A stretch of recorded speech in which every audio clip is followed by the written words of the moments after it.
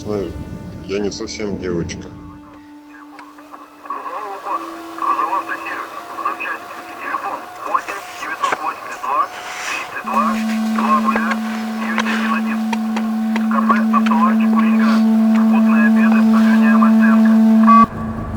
Сколько километров примерно от Семерки до Ворсмы? Любовь.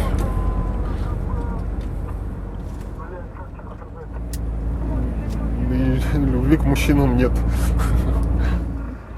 У меня есть любовь к моей супруге. Вот, она одна, единственная. И, ну, может, я однолюб, конечно. Просто я думаю туда заехать и обратно вернуться на Семерку. Переодевание было изначально, переодевание, то есть приблизительно лет в 12-13, наверное, проявилось любопытство. Разумеется, своего там ничего быть не могло. В родительском шкафу нашел красивое очень платье, которое очень нравилось. На ощупь, так сказать. Ну, у меня вот вся жизнь на ощупь она. Я вещи чувствую пальцами. Ну, просто я его примерил, и увиденное просто заворожило. Сам вид этого всего. И с тех пор завернулось на переодевание на красивых вещах, на женских. Это все как-то развивалось, росло и перешло в желание чего-то уже большего. Какие-то поползновения начались к тому, чтобы найти мужчину. Ну, просто нашел вот сайт Gay City, разместил тоже какую-то фотографию, анкету, так познакомился с человеком. Оказались с одного города. Как получилось? Ну, в лесу, в машине, по сути, 22-23 года, невозможности таких, чтобы там как-то организовать жилье, там, и с того момента как-то это все завертелось дальше. Предлагаем услуги грузового и легкового эвакуаторов, а также техническую помощь на дороге. Телефон 8 967 470 68 68. Грузовой эвакуатор Чувашии. Телефон 8 967 470 68 68. Ну, то есть у меня получается такая ситуация, что интерес к этому ко всему есть только когда я перевоплощаюсь, когда я в образе. Если я, ну вот просто без образа занимаюсь какими-то своими делами, вещами, как объект мужчину я не рассматриваю вообще в принципе. Они мне не нравятся. Ну, вы включили, что ли, бля?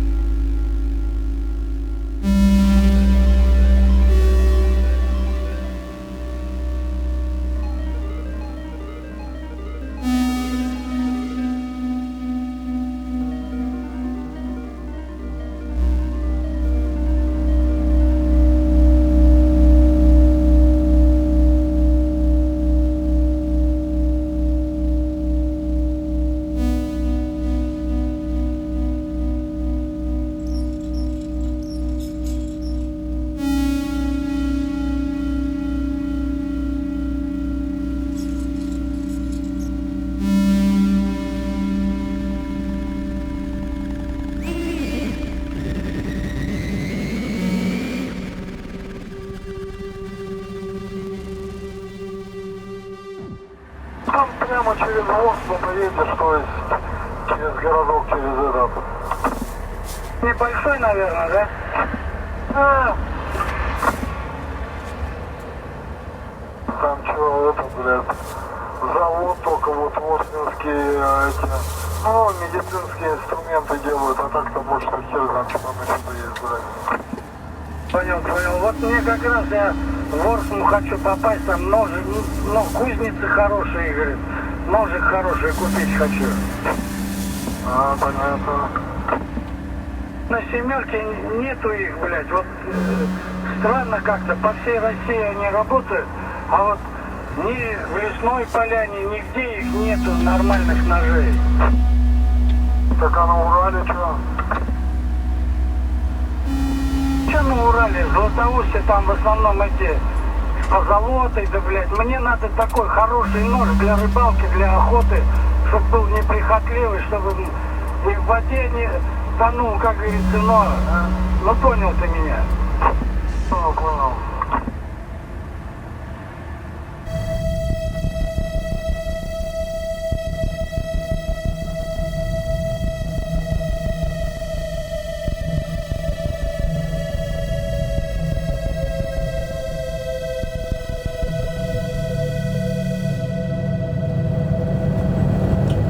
Есть просто обычные виртуалы, которым, ну, в принципе, достаточно посмотреть видео на ютубе, там, тематические, удовлетворить себя и как бы идти дальше спать в обнимку с подушкой. Есть люди, которым, ну, действительно, ну, вот, они нашли себе там чулки, стринги, сделали фотографию с лохматыми ногами, задницами, и у них одна только цель, чтобы заняться сексом. Людей, которые серьезно этим занимаются там, и уходом за собой, и какую-то одежду, и какие-то образы действительно создают. И они очень часто от этого всего страдают, то что у людей вот таких, кто ищет, у них складывается вот однотипное мнение, что если ты транс, кросс, еще что-то, то ты обязательно готов отдаться каждому встречному, кто тебе написал там «Привет, здорово».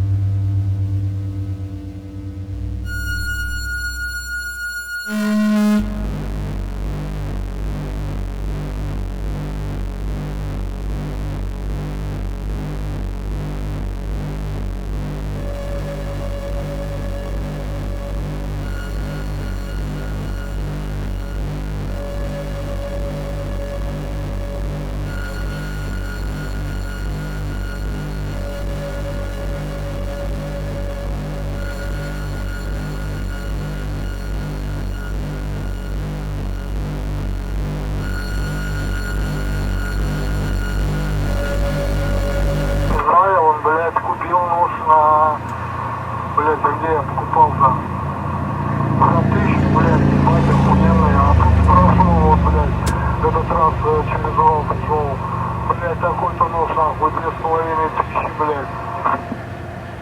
Все зависит от стали. Вот в Ворсме они как бы, там есть кузница Клементьева, потом есть Арсенал Групп, они сами делают, ну, сами куют. И у них они делают из Булата, из Дамаска. Стали там, ну, хорошие. Вот мне прислали один нож. Я заказывал в Ворсме, мне прислали оттуда. Это с кузницы Клементьева. Мне прислали марку стали Х-12 МФ. А я хочу сейчас Булат заказать. Тормоза, электроника, не заводится и так далее. Есть группа WhatsApp по ремонту Антрас МП-4. Звони, добавим. Мобильного бесплатный, звездочка 5008. С Мерседесами работаем 13 лет. Навязываю долгую переписку, я долго пытаюсь выяснить, что это за человек. Просто саму переписку в протяжении не меньше 3 месяцев мало кто выдерживает изначально. Ну, естественно, бывают и ошибки, и бывают и такие вещи, когда там на один раз там, увидеть человека и уже в итоге понять, что это никогда не повторится. Ну, в принципе, наверное, как для всех обычных людей, может, для как женщин, для обычных тоже. Большую часть все равно этот человек должен как-то брать на себя и какие-то детали тоже продумывать. Некоторые люди даже просто банально не то, что там смазку для секса не могут купить, они даже презервативы не покупают, приходя на встречу. То есть и такие были кадры.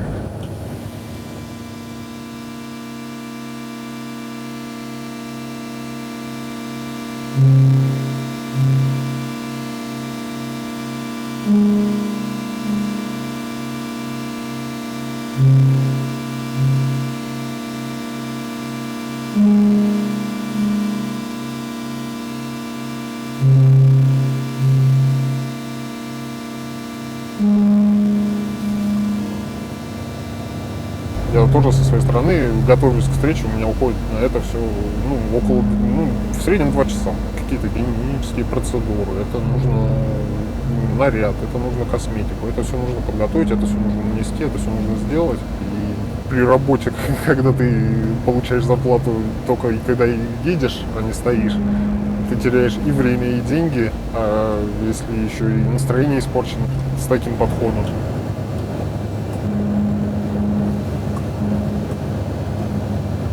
Образы я вот беру с улицы, с обычных женщин, ходящих по ним.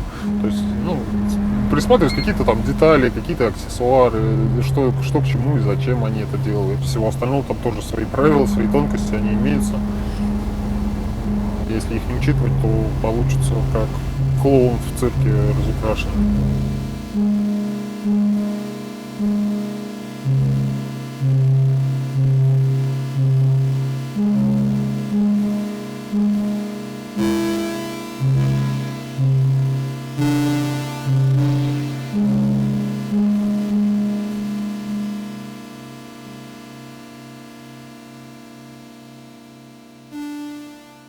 Светофоре направо.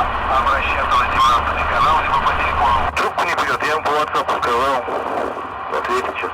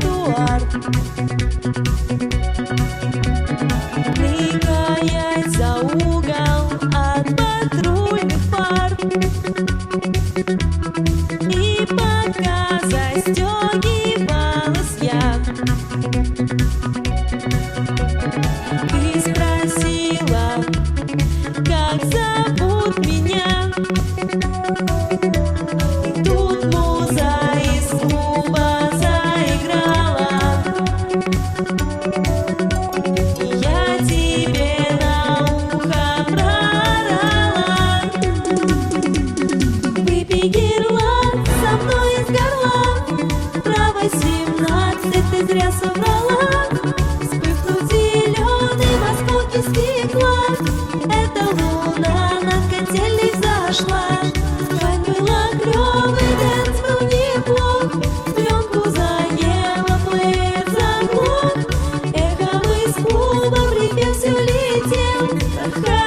На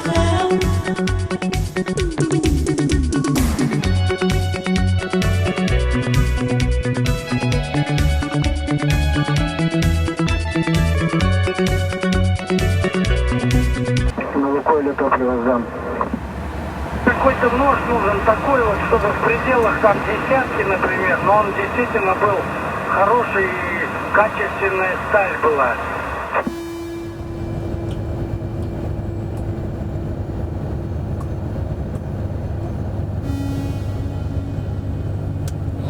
Одно время снимали частный дом, вот там, получается, в хозпристройке была полость, то есть я расковырял несколько досок, сделал полость под крышу, и вот под крышу я туда складывал. В принципе, туда никто не мог залезть, хозяев там не бывали. Какое-то время в машине хранил, в багажнике просто. Но не тоже до поры до времени, пока это все не разрастается до больших объемов. Сумки неудобные, во-первых, и примечательные. У меня все это было сложено по пакетам. Ну, грубо говоря, возьмем большой пакет пятерочки. Вот. Один пакет это еще более или менее, два пакета это уже составляет приличную проблему, когда это уже в 3 пакетах, это уже прям большая проблема, и это уже точно нужно рядить. То есть это же и обувь, это и парики, это и платье, это и нижнее белье, и косметика, и это вот все как-то вот компоновать довольно-таки сложно. А если еще взять, допустим, верхнюю одежду типа куртки, так это с ума сойти можно, как упаковать.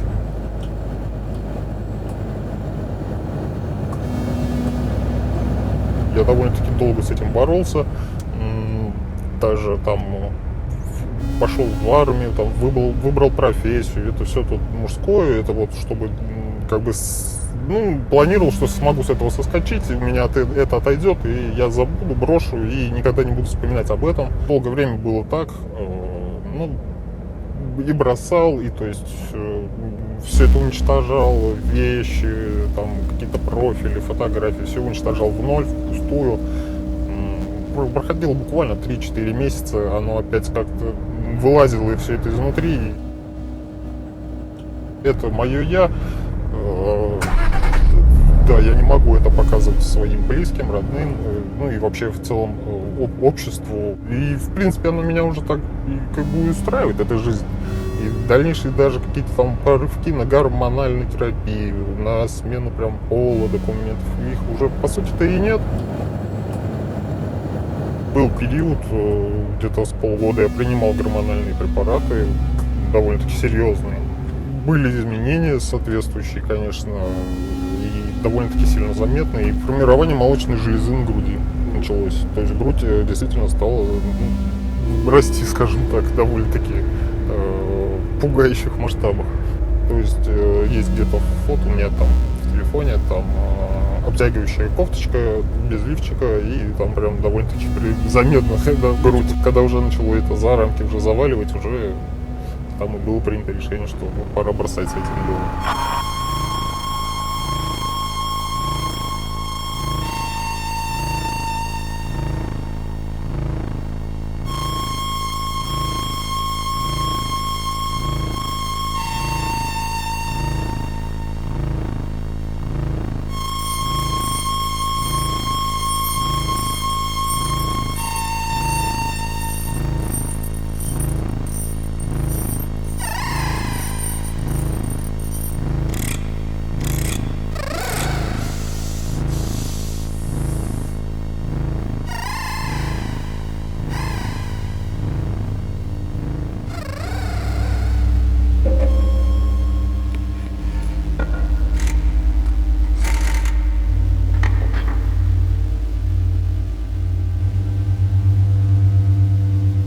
В своей обычной жизни просто очень спокойный человек.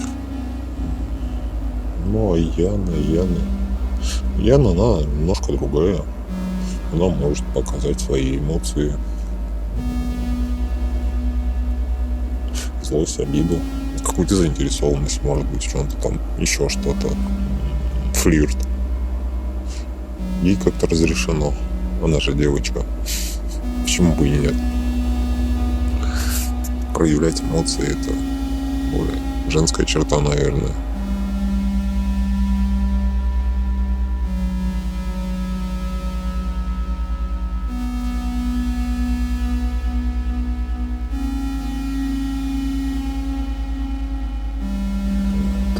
Единственное, что заморачивает. Ну, я во сне разговаривал. Довольно-таки четко, ярко. Это не всегда происходит. От усталости, от большой усталости, если там несколько тяжелых дней или еще чего-то. Причем я проговариваю четко самые яркие впечатления дня. Все, что со мной происходило. И для меня это, конечно, является большой проблемой. Вот если проговорится Яна, начнет о себе рассказывать во сне, для меня это, конечно, страх. Но сделать тоже с этим ничего не могу. Ну, единственное, естественно, что это все, в случае, если это все произойдет, же оно будет стараться выводить на шутку, конечно же.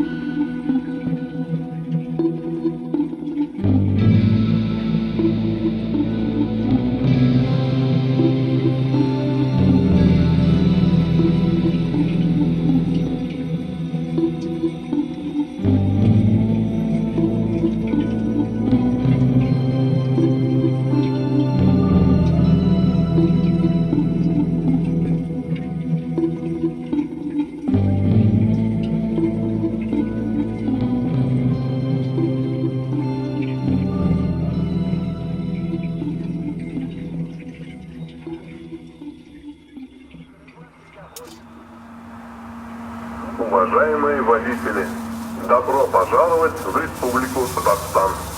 При движении по дорогам республики строго соблюдайте правила дорожного движения.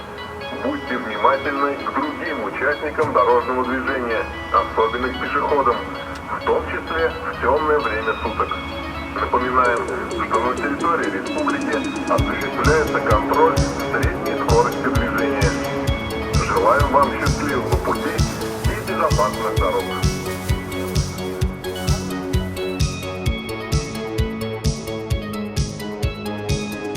Лишь только погаснут